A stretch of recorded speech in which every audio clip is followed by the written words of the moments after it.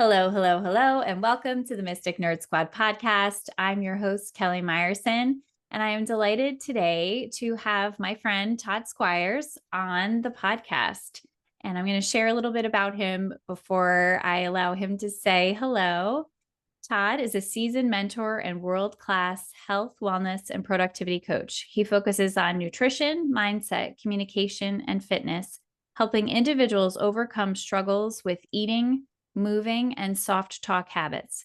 He inspires clients to prioritize their well-being, achieve sustainable change, and live their best lives.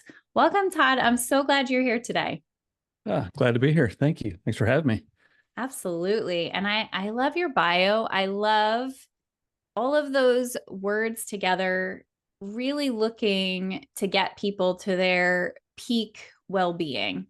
And so how did you find yourself in the position of wanting to look at well-being for people through all these wonderful areas? What led you to that? Hmm. That's a great question. A lot of it stem from my line of work. I've seen, I guess, a little bit of my story is I was not being a great leader myself. So it really stemmed from that. I was treating my employees horrible. Well, I didn't know it. I was feeding them donuts and expecting them to go back to work. Just bad habits. And as I started to make my shift towards healthy and wellness, I decided it'll be beneficial if I brought people along with me. One, it helps me learn, and two, it helps them get the ball rolling for them. Yeah.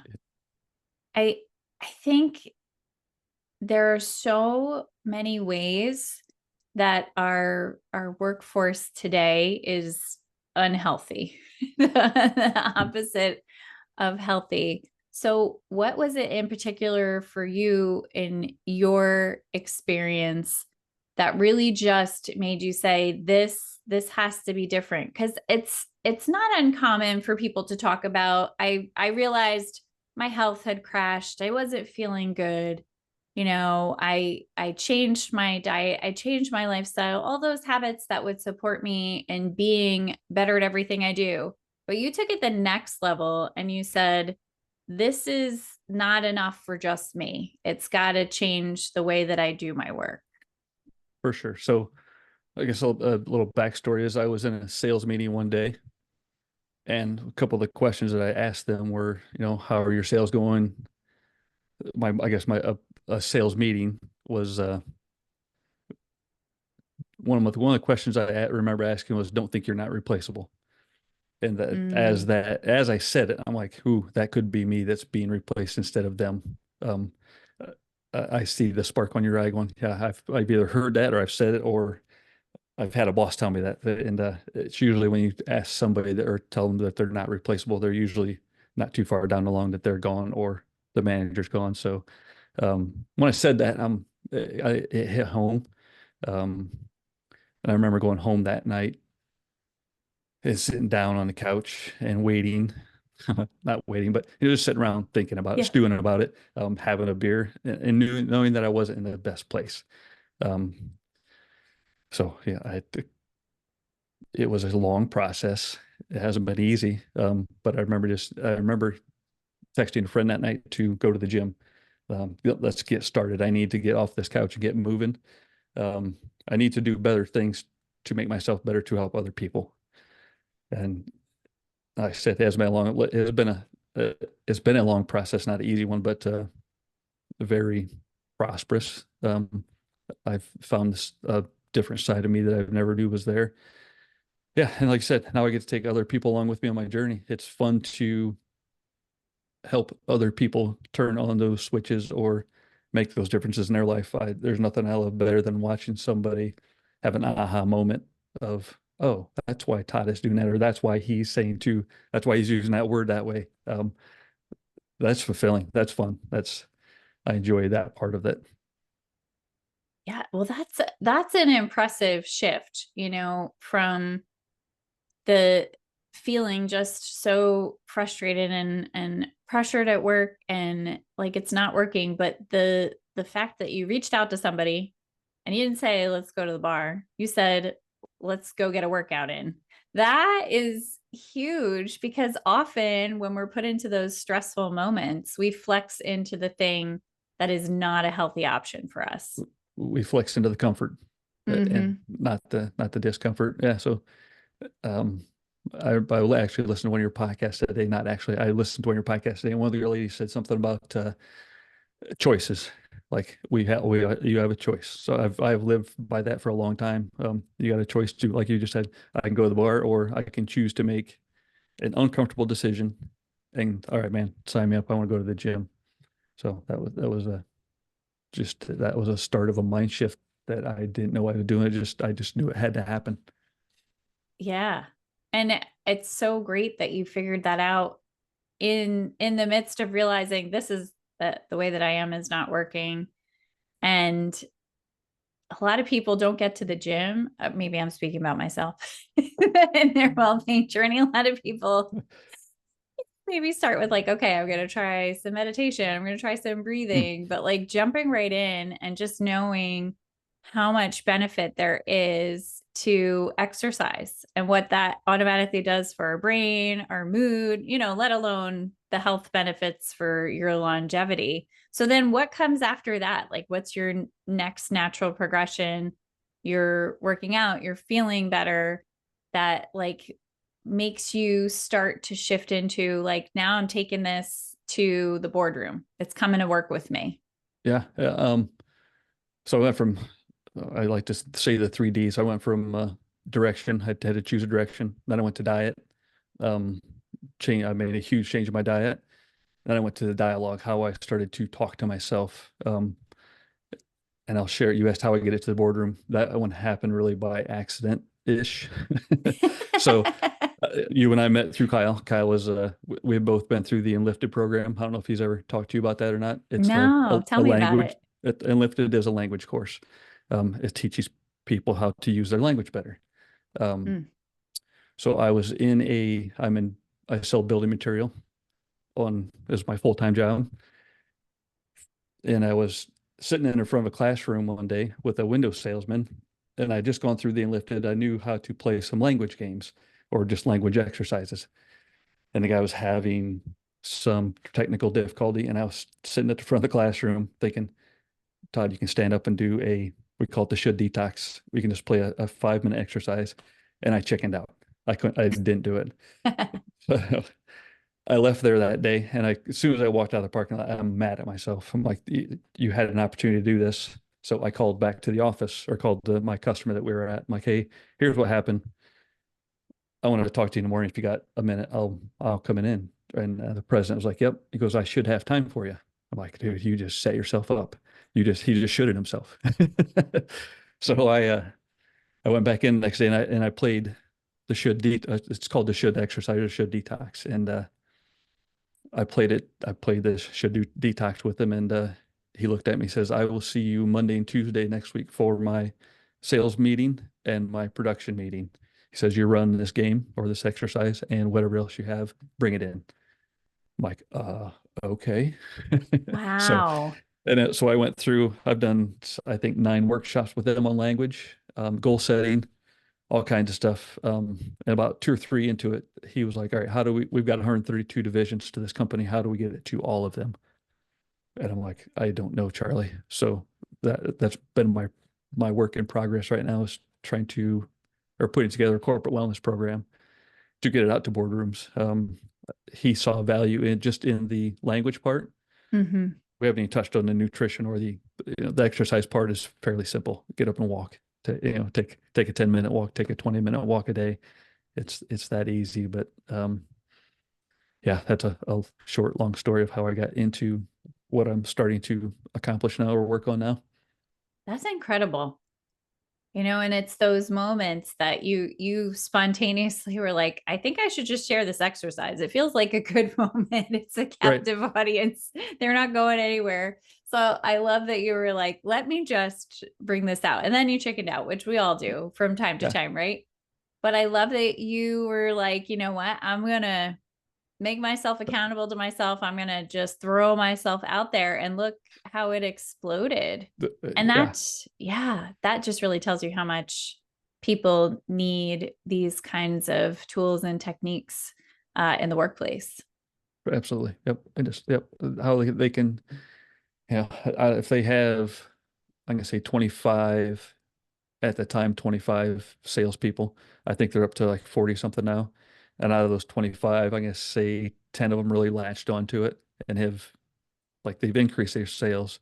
They've moved up in positions. They've done different things. So it's I can't say I have a proven record, but it's pretty darn close. I've watched the magic happen there.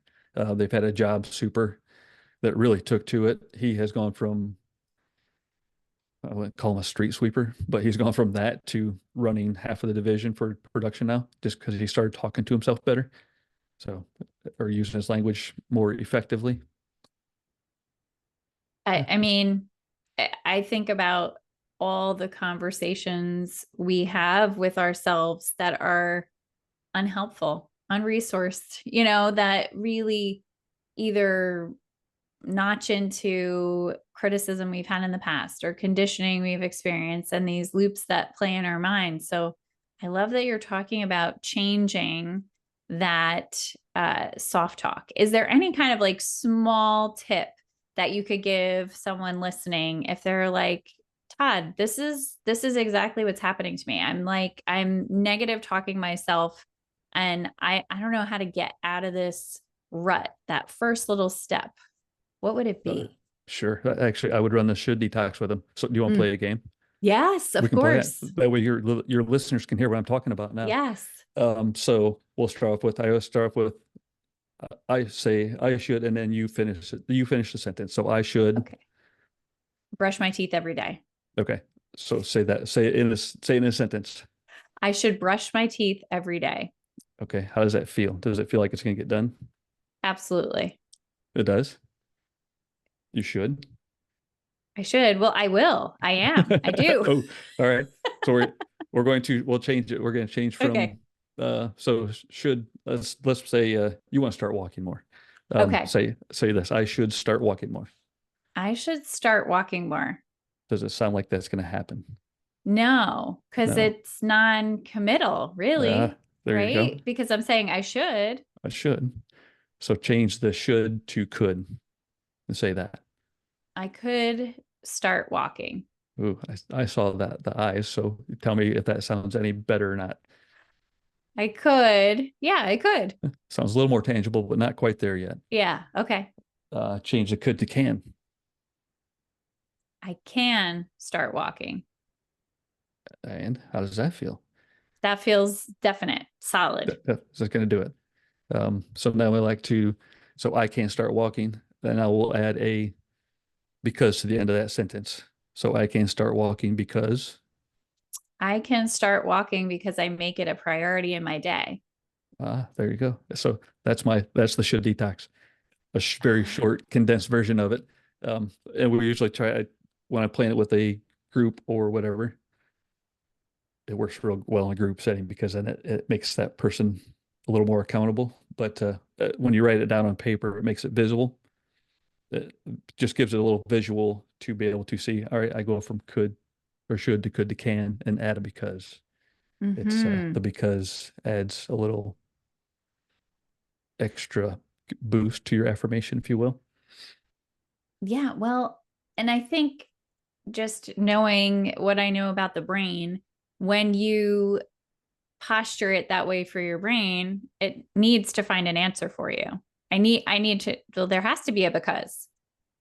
So you're like, what would be a reason why I would want to go walking every day? Because it's good for me, because I'm going to make it a priority. And then you're like, oh, I can make it a priority. No problem. Minor technical difficulties. But I'm completely Oh, nerding out on this idea and concept because I love all of the research and the studies out there regarding uh, habits and how long it takes to form a new habit.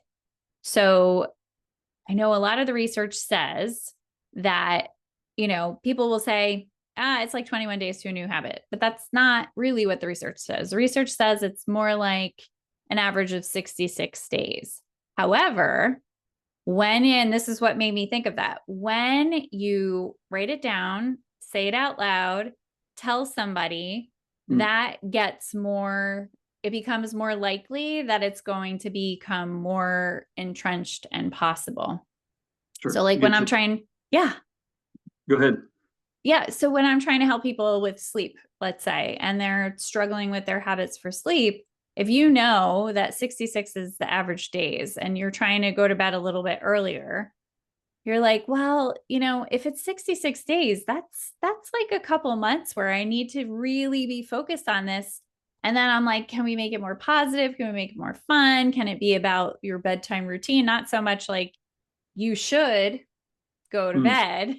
right, You should go to bed earlier. You could go to bed earlier. You can go to bed earlier because you can make it a priority in your day and succeed at it.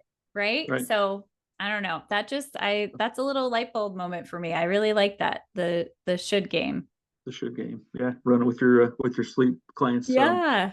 So and you can like I should go to or I can go to sleep because I know I'm going to feel awesome tomorrow.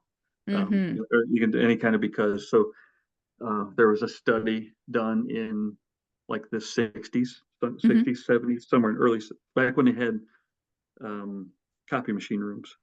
Mm-hmm. So there's a study done. I think it was at Harvard or something. A lady did a study on the power of the word because. They went in and they had her cut to the front of the line, and she says, "Hey, I need to. My boss wants me to make copies. Can I make copies real quick?" Or like she got like a I don't remember, like a 66% buy-in. The people let her do it. So they went back a couple of years later. The next test was she went to the front of the line and said, "I need to make copies because I'm running late." She used the word because. She got like a 93% buy-in or 95% buy-in. I don't remember the numbers offhand. So like, all right, ooh, the power because has some influence on people. So Mm.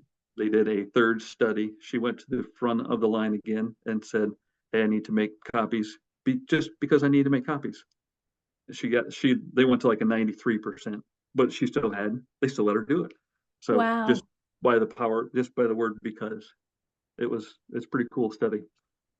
I feel like I'm gonna have to do my own little study on that. Like when you really need something, because Because yeah, yep, yeah, just using because yeah. this is so powerful because I think about how often we can talk to ourselves in such a negative way, and we might have a negativity bias, and we have a negativity bias, which is a very common human trait, and we think that something's not going to work out and we make it be so.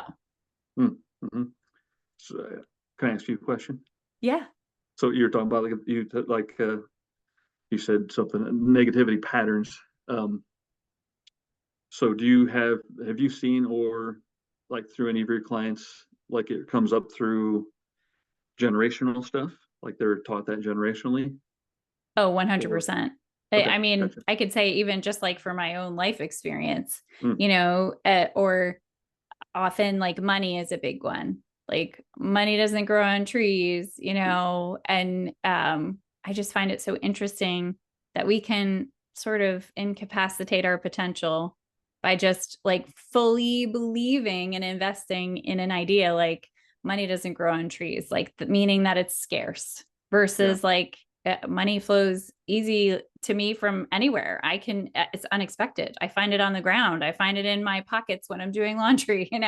right. So yeah. That's awesome. I just reran that. So I like to play with sentences, and I'm reading the book You're a Badass at Making Money from Jen. Mm, Have you read that? Yeah. mm-hmm. One Mm-hmm. of her exercises was to take old things. So money doesn't grow on trees. I turned it into money grows in beliefs. Was my how I turned that one around. Whoa. But That's a good reframe. I like that yeah, one. it's just working on money stories or just trying to get out of that negative loophole. Yeah. I love books like that. She's one of the authors that I enjoyed listening to. I listened on Audible to her book. It's fun to hear an author read their book, which I think, speaking of the power of words, I think sometimes when it's the author reading their work, there's more power behind what they're saying. But I loved how much fun she made it, because another, belief, like with money for a lot of people, is like it's hard. You have to work hard for money. And yet she created all of these ideas of ways that you could make it fun. I still remember, I can't remember the whole context of it, but the goat story was like the funniest part from the book. Oh, yes, Where the absolutely. goats got into her house. It was a mess, literally. But yeah, but I like that. I like that because that's something I relate to. I'm an occupational therapist. I've been working with kids for a long time. And if you can make something challenging fun and get like the function out of it, but it's fun, Mm, I think it just gets in a little bit easier. Kind of like the spoonful of sugar theory with Mary Poppins. right. Little spoonful of sugar, and suddenly you're like, oh, I'm into that. Yeah, I can go with that. it's not so bad. It's not so bad. Yeah, that is, you're right. That part with the goats, when she's telling it, you can tell that she's almost reliving that story. She, I listened to it. I've listened to that book twice now, and she really gets into that part of it. It's hilarious.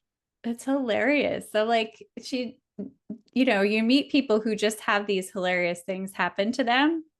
And you wonder too, like, is this also a mindset? Like somebody else could have been like, it was the worst day ever. It ruined my life. She was like, I'm going to put this in my book and I'm going to make Right. people laugh, It's going to be you fun. know? Yeah. Yeah. I love that. I think that the language piece is just really so cool and interesting to me. So, what's another quick and easy tip? Because I know everybody's going to take that should and run with it. Oh, I hope so. That's our number one game. What's another language game? It really is the soft talk, like the shoulds, the coulds, possibly, maybe, sometime, someday. Um, a lot of those words that get used, we don't even know we're saying them. We just say them. So really, one of the things that I was taught was, and I can send it to you if you want to share it, is they call it the soft talk challenge. You try not to say these words. Like I've got them hanging on my fridge. I've had some plaques made. Just if I go into a business like my builder that I did workshops for, they've got my plaque hanging on the wall. Um, so yeah, so remove the soft talk challenge. If they I'll email you a copy, or they can go to enlifted.me Mm, is who I learned stuff through. They will appreciate me sharing their website for them, but it's a super awesome group. Yeah, the soft talk and the should detox are like our top two go-tos for to help people get out of the victim mentality, out of that negative mindset. yeah. Oh my gosh. And I think that's such a huge thing. We can often feel like such victims in our lives, and our language just can either take us out of it or keep us looped Mm, into it. So absolutely. I love that.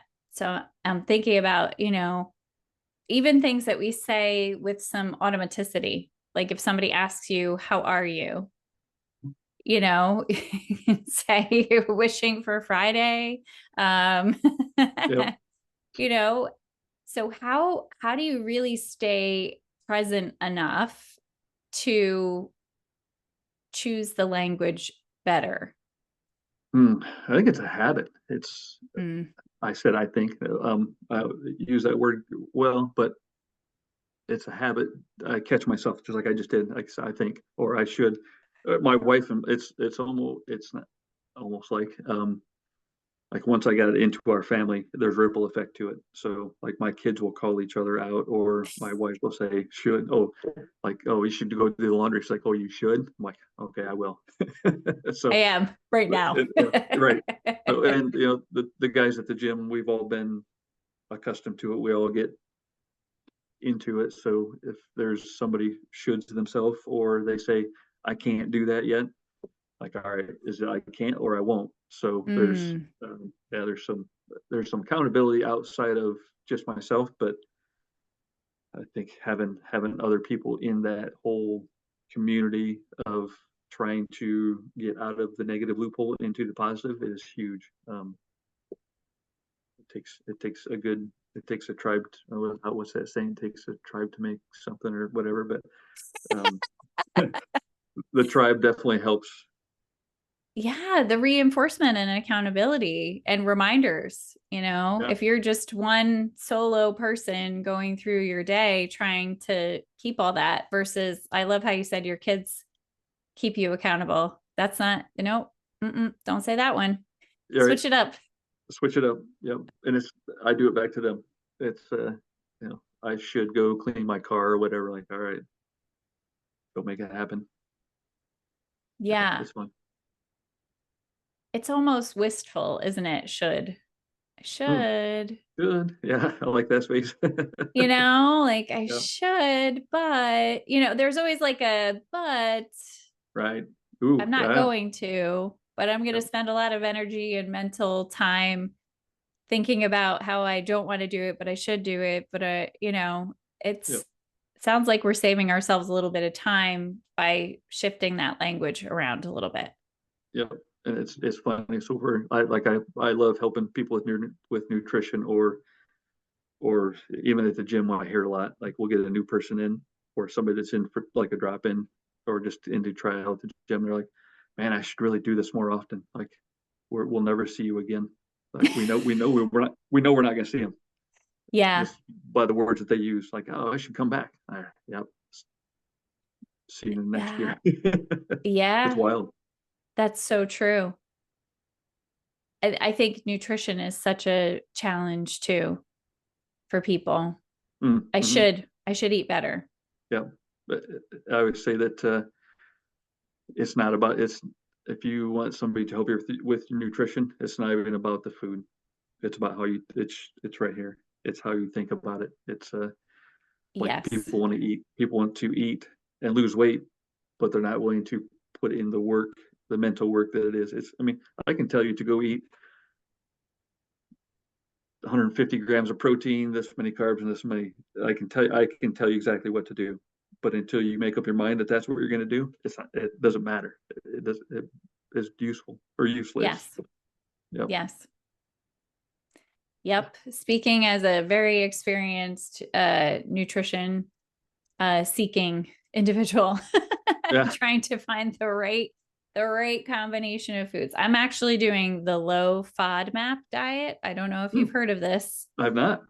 I'm not even gonna get into it because it's too like it's like going into the nitty-gritty of the chemistry of foods and certain foods that don't agree with your system, but it requires a very strict adherence to the foods you can eat and the foods you cannot eat. Mm, So what I learned is it's not even about the food, it's about the mental decision to do it because you have to buy the food that you need.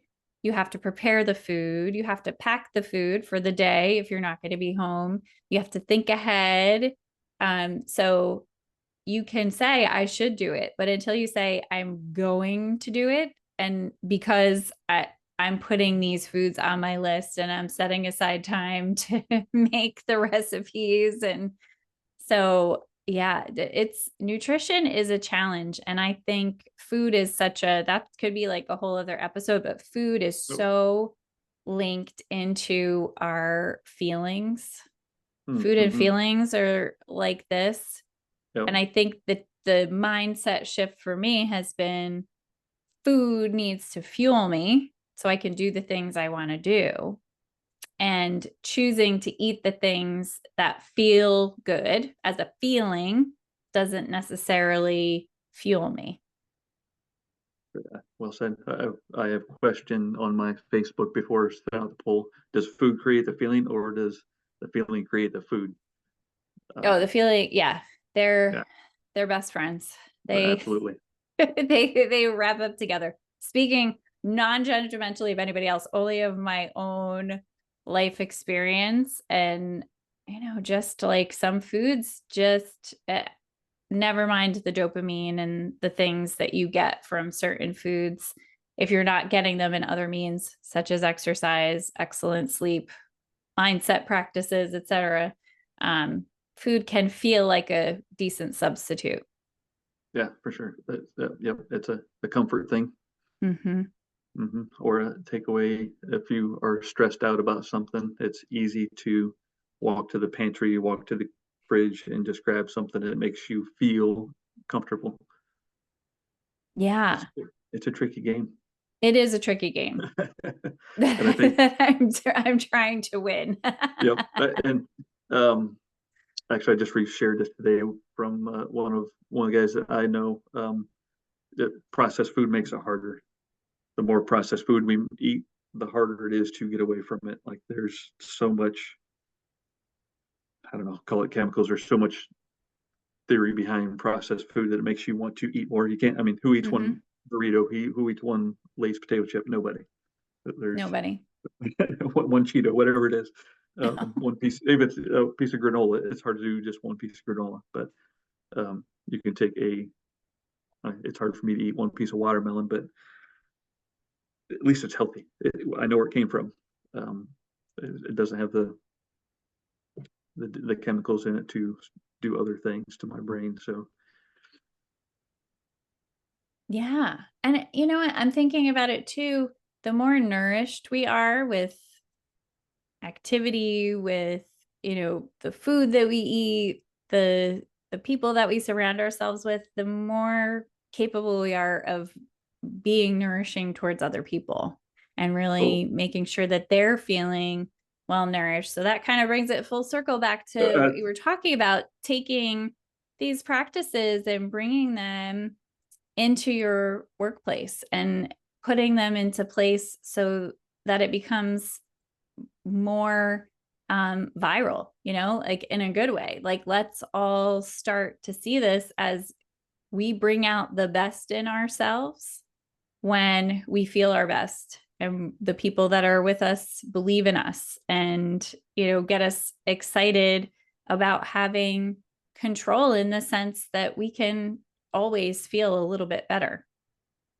Yeah, I know you and I talked a little bit before about when we take care of ourselves first, we can take care of others better. So you're right, 100%. It just came full circle from the start of our conversation of well done. Yeah. Yeah.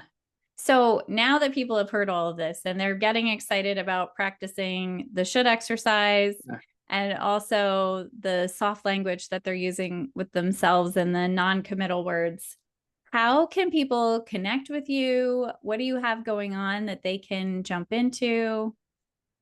So easiest way is on Instagram is Todd Squires Coach. I'm ramping up. Actually, my website is getting built. It is Clear Insight Pro. Right now, there's a freebie on there, but I've got a website. I finally just sucked it up and paid for somebody to come in and build a website for me. Yeah. So the goal is corporate, or I don't like to call it corporate wellness, like a workplace wellness, because it needs to be to everybody, not just. So workplace wellness. I do some workshops and I do one-on-one stuff. It's just on who needs what. I'm open to about anything, but I really love the workplace wellness part. It's very fulfilling to watch companies grow from the inside out in a healthy way. Yes. Oh my gosh. I love this because no matter what your company does, the more energized, enthused, and healthy your people are, the better the outcome of the work that they do.